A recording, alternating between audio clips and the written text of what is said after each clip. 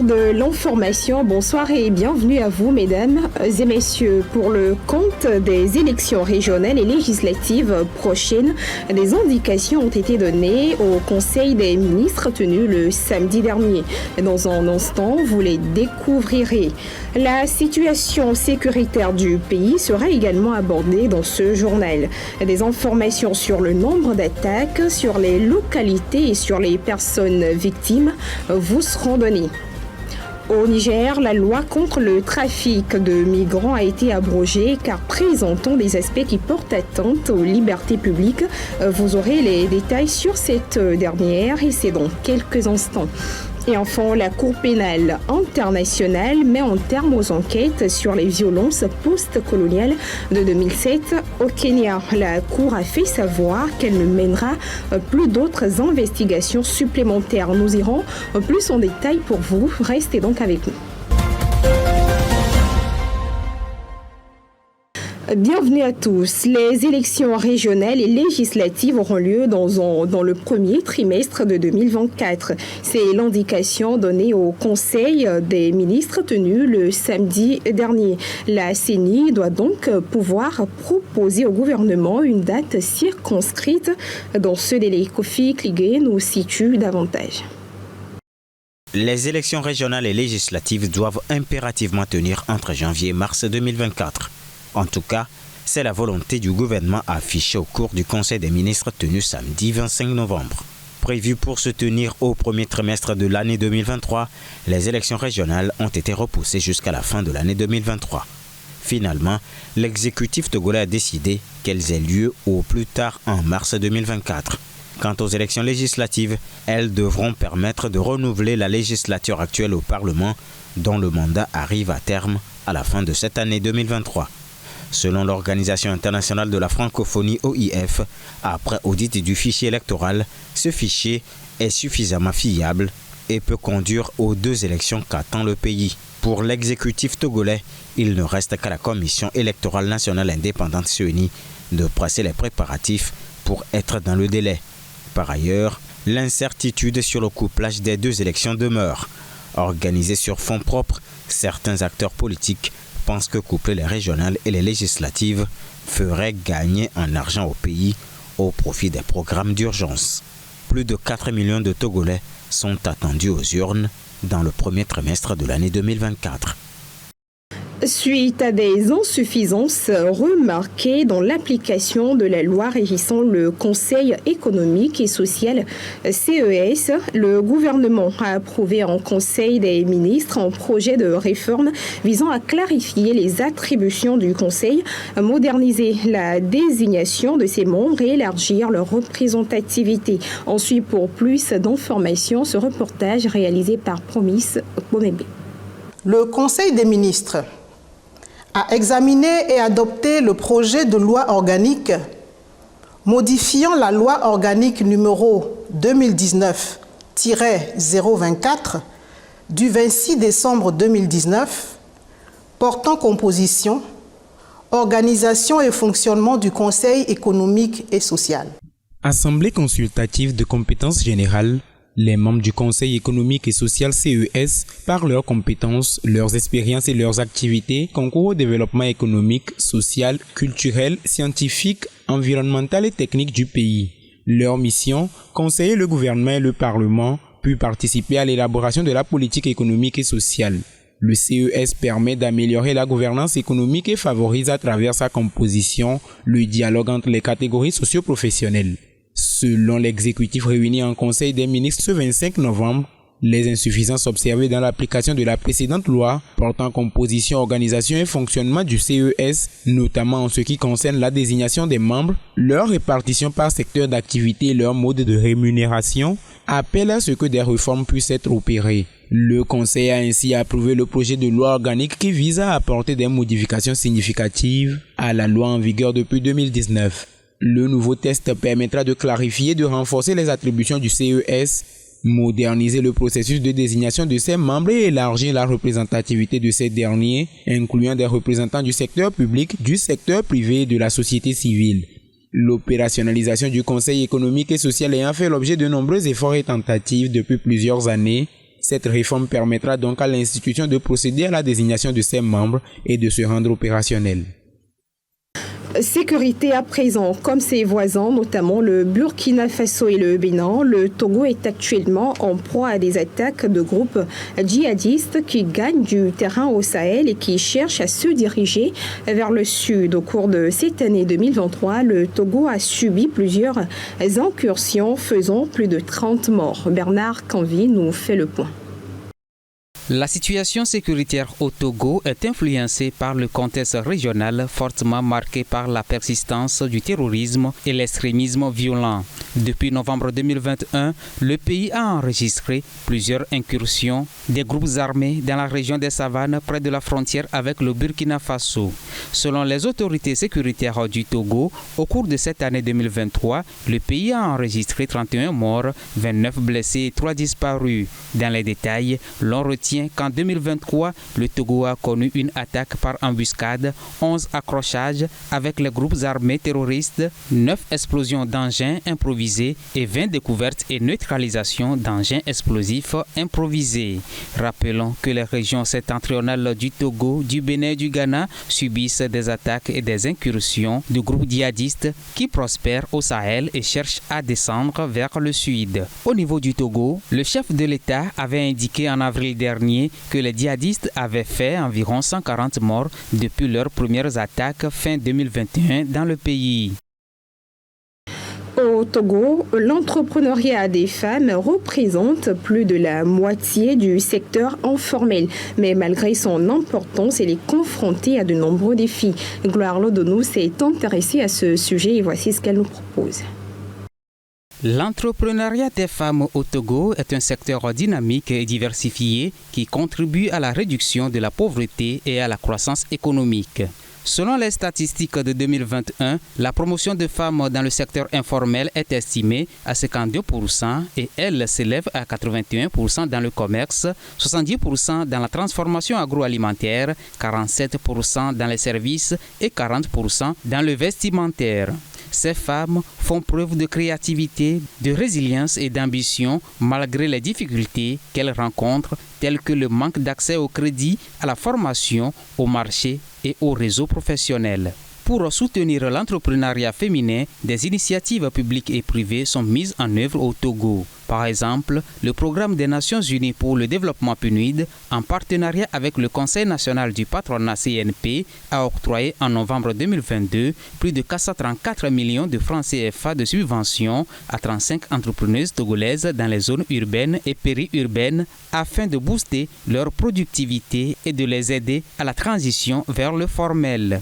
De même, des programmes visent les personnes exclues du système financier classique, notamment les femmes, et leur accordent un crédit sans caution ni garantie matérielle. L'entrepreneuriat des femmes au Togo est donc un levier de développement et d'émancipation qui mérite d'être valorisé et accompagné. De l'entrepreneuriat, nous passons à la santé. La vaccination contre le papillomavirus humain, recommandée dès l'âge de 9 ans, se positionne comme une mesure cruciale pour prévenir les infections et les cancers associés. Et c'est dans cette logique qu'une campagne de vaccination a été lancée dans le pays. Découvrez plus de détails sur la maladie dans cet élément. Il est signé Claire Gagnon. Pour renforcer la résistance immunitaire et prévenir les infections liées au papillomavirus humain, il est vivement recommandé de recourir à la vaccination contre le papillomavirus humain. Cette mesure réduit considérablement le risque de développer des maladies associées à ce virus. La vaccination est recommandée pour les filles et garçons dès l'âge de 9 ans. L'absence de vaccination accroît les dangers d'infection au papillomavirus humain, pouvant conduire à des formes graves telles que les cancers du col de l'utérus, de la vulve, du vagin, du pénis, de la gorge et d'autres. Environ 5% de tous les cancers dans le monde sont attribuables à une infection par le papillomavirus humain, avec une prévalence plus élevée chez les femmes que chez les hommes. Il est essentiel de souligner que ce virus est contagieux et peut se transmettre par contact peau à peau ainsi que lors des rapports sexuels. La vaccination se positionne comme le rempart le plus efficace contre les infections par le papillomavirus humain. L'administration du vaccin est recommandée avant que l'individu ne soit exposé au virus par des activités sexuelles car son efficacité est maximale lorsqu'il est administré préalablement à toute exposition au virus. Santé pour une deuxième fois dans les services de maternité, c'est face à tout un tas de problèmes que sont confrontées les femmes enceintes, du manque de personnel médical, d'équipements adéquats aux conditions de travail difficiles. Ils sont nombreux et cela entraîne une pression excessive sur les sages-femmes, mais limite également leur capacité à fournir des soins de qualité. Plus de précision dans cet élément de Jessica Hallo. Les services de maternité visités au Togo souffrent d'un manque de personnel médical et d'équipements adéquats, ce qui met une pression excessive sur les sages-femmes et limite leur capacité à fournir des soins de qualité. Le pays ne compte que 2 sages-femmes pour 10 000 habitants et le nombre de gynécologues dans les hôpitaux publics est également très limité. De plus, les installations médicales sont souvent délabrées avec un manque d'équipements de base nécessaires pour assurer les soins adéquats. Les relations tendues entre le personnel médical et les patientes sont observées dans les services de maternité au Togo. Premièrement, le manque de personnel et d'équipements adéquats crée une charge de travail excessive, ce qui peut affecter la qualité des soins et provoquer des frustrations. Les mauvaises conditions de travail peuvent entraîner des erreurs et des tâches déléguées à des étudiants ou stagiaires, ce qui peut augmenter les risques pour les patientes. Aussi, le manque de ressources entraîne des agressions verbales ou physiques de la part des patientes ou de leurs proches envers le personnel médical, exacerbant les tensions et l'insatisfaction mutuelle. Amnesty International appelle les autorités togolaises à remédier à ces problèmes en veillant à ce qu'il y ait suffisamment de personnel médical qualifié, en améliorant les conditions de travail et en fournissant les équipements médicaux nécessaires. Il est également essentiel de garantir des relations respectueuses et constructives entre le personnel médical et les patientes. De plus, il est important de rendre les soins de santé abordables et accessibles à tous, sans discrimination, en consacrant des ressources adéquates au secteur de la santé conformément aux engagements internationaux. Et nous restons toujours dans la catégorie santé. La crise du don de sang dans le pays nécessite une mobilisation urgente avec la pénurie actuelle de poches sanguines représentant actuellement seulement 72% des besoins annuels. Des efforts restent à fournir pour pouvoir sauver les vies. Harold Minsanto. Au cœur de la santé publique au Togo, la crise du sang prend des proportions inquiétantes avec une pénurie de poches sanguines, d'après les données récentes du Centre national de transfusion sanguine, CNTS. Les chiffres indiquent des besoins annuels dépassant les 75 000 poches, dont 45 000 rien que dans la zone de Lomé. Cependant, seulement 72% de ces demandes est actuellement satisfaite. Donner du sang n'est pas simplement un geste généreux, c'est un acte qui peut sauver des vies. La situation actuelle souligne l'importance de mobiliser la population togolaise autour de cet enjeu de santé publique. Chaque jour, le sang est essentiel pour des traitements médicaux, des interventions chirurgicales d'urgence et il joue un rôle vital dans la vie d'1 million de malades chaque année. Le Togo fait face à des problèmes majeurs en matière de don du sang. Le manque de sensibilisation sur l'importance du don et certains préjugés persistants entravent la mobilisation nécessaire pour répondre aux besoins critiques. Il est crucial de rappeler que le don de sang est un processus sûr avec des mesures rigoureuses prises pour garantir la sécurité des donneurs. Face à cette crise, un appel à la solidarité est lancé, invitant la communauté togolaise à prendre conscience de l'impact positif de ce simple geste sur la vie de nombreux concitoyens. Donner du sang, c'est sauver des vies et c'est une opportunité accessible à tous. Dans ce contexte, le CNTS est présent au CETEV du 22 au 3 décembre 2023 pour collecter des dons. Place à l'actualité internationale et nous partons en off tout d'abord au Sénégal.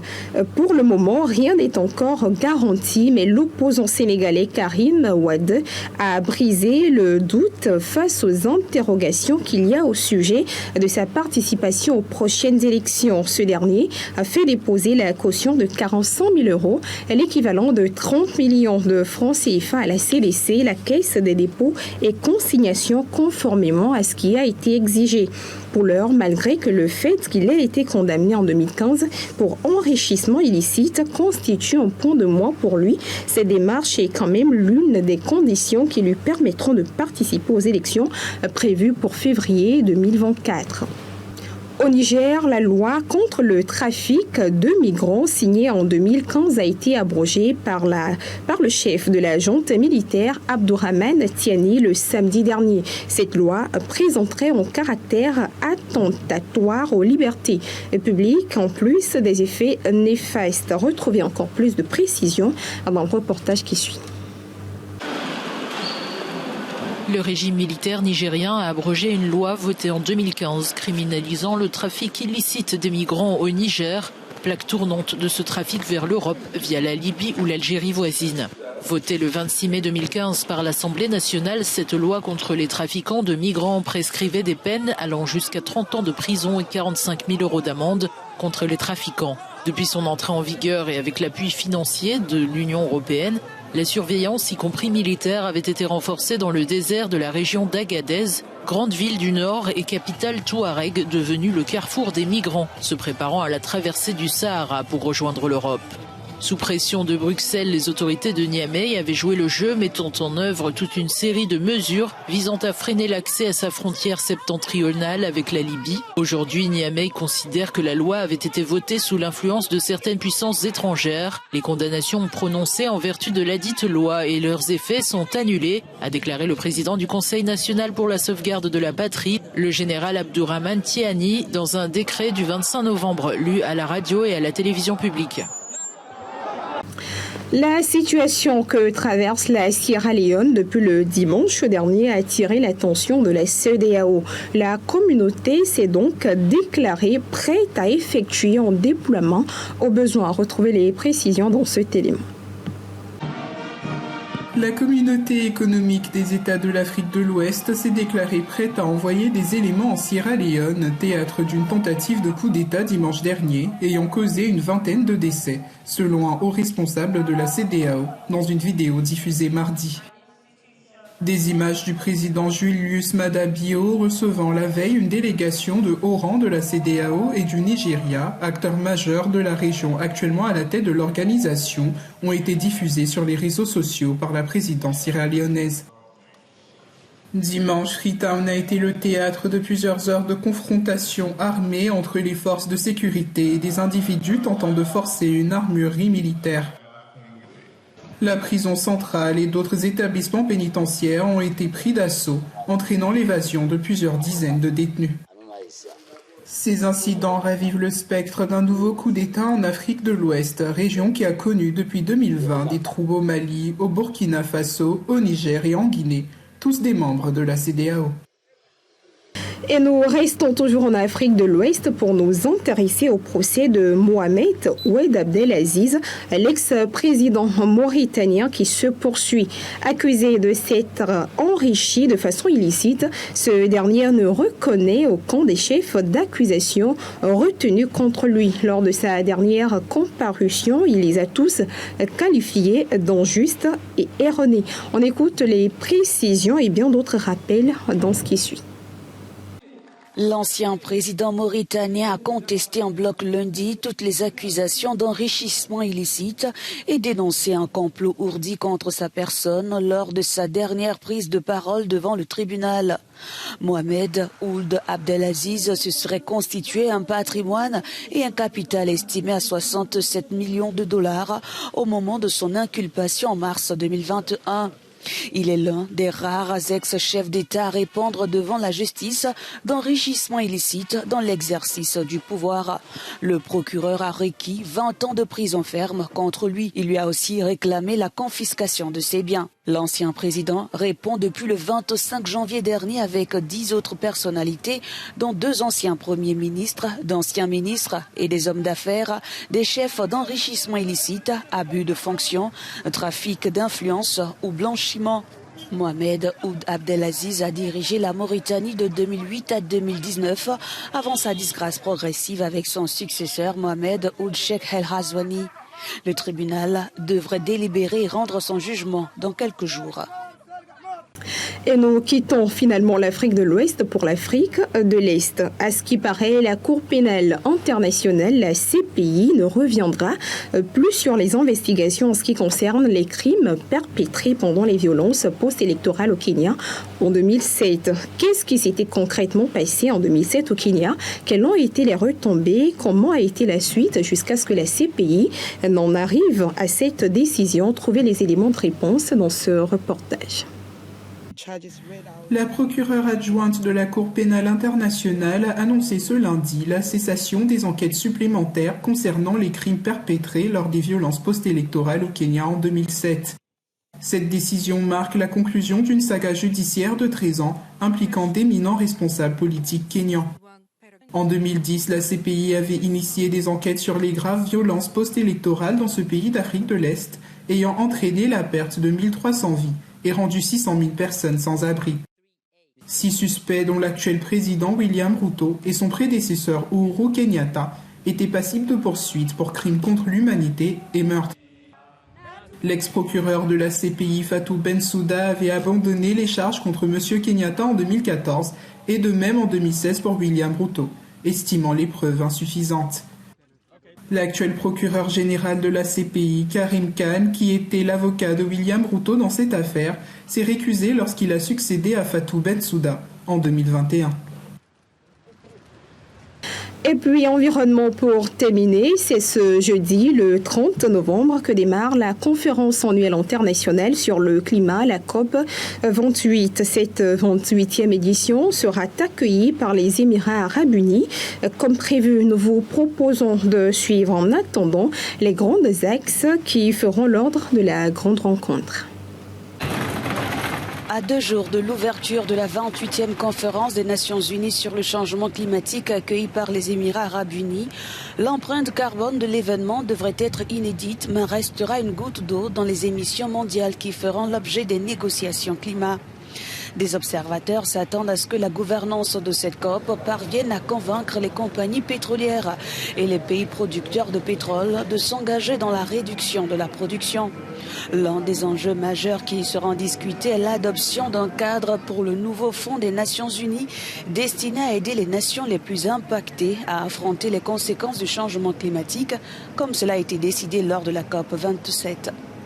Les négociations sur le climat font l'objet d'un bras de fer diplomatique continuel entre des blocs de pays regroupés par intérêt, mais parfois aussi divisés par les tensions géopolitiques. Tout au long des négociations qui doivent durer officiellement 13 jours, mais se sont souvent prolongées lors des éditions précédentes de la COP, les alliances entre les blocs et les différents pays se tissent et se défendent en fonction des propositions sur la table. Et voilà, c'est la fin de ce journal. Merci à vous de l'avoir suivi. Restez fidèles à nos programmes. Excellente soirée à tous.